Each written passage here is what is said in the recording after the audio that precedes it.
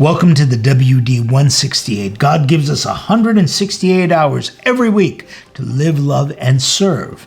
This is our take on this 168 from the Western Diocese. We are in the week of April 24th, Armenian Genocide Commemoration Week.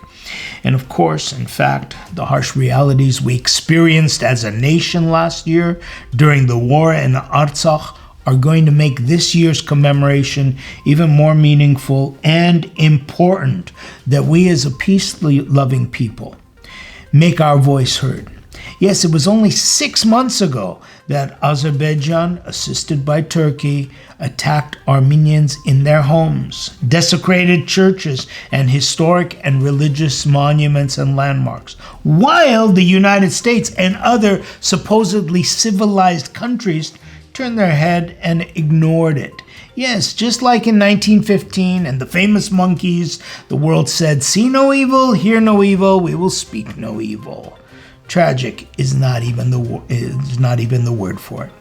Our primate, His Eminence Archbishop Hovnan, took the initiative and, along with a few other religious leaders, penned a letter to President Biden, reminding the president that on December 10th, only 4 months ago, in the capital of Azerbaijan, Baku, the president of Turkey praised the memory of Enver Pasha, one of the architects of the Armenian genocide.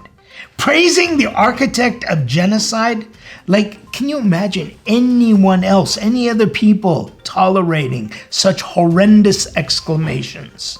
Do you see what we're up against? Surpazan went on to say that non-recognition of the genocide has emboldened Turkey to carry out a genocidal policy in that region.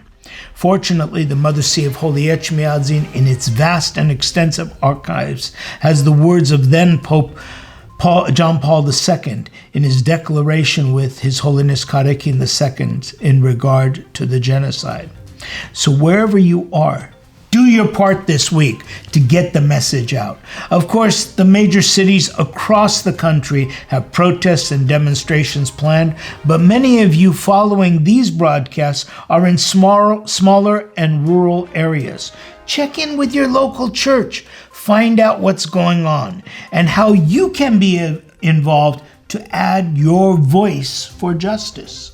For instance, in Boise, Idaho, where our church is a mission parish, they not only have a memorial for gathering, but they have put out a call to action. In places like Rancho Mirage, we'll be gathering to educate and keep the spirit going. So wherever you are, from Seattle to San Diego, from Costa Mesa to Scottsdale, connect with your church and find out how to add your voice to call for justice.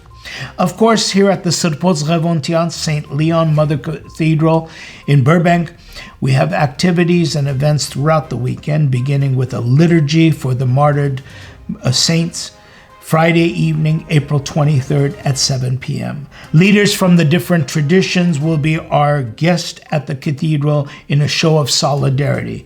If you're in the Los Angeles area, join us in person, observing all cautions, guidelines, and if you're not in the area, we're streaming. Just connect. That's Friday, April 23rd at 7 p.m. Of course, on the day of April 24th, there will take place a march and the sounds of protest, beginning with a call to prayer at the Armenian Martyrs Monument in Montebello. Then on Sunday, April 25th, a commemorative concert in honor of the Armenian martyrs and in solemn remembrance of the genocide will take place at the St. Leon Cathedral. The program will feature music accented by percussion by artists that only point to the creative energy found in the Armenian soul and spirit. Maestro Rafi Mikhaelian, conductor, always amazes his audience, and this time will be no exception. That's this Sunday evening at 6 p.m.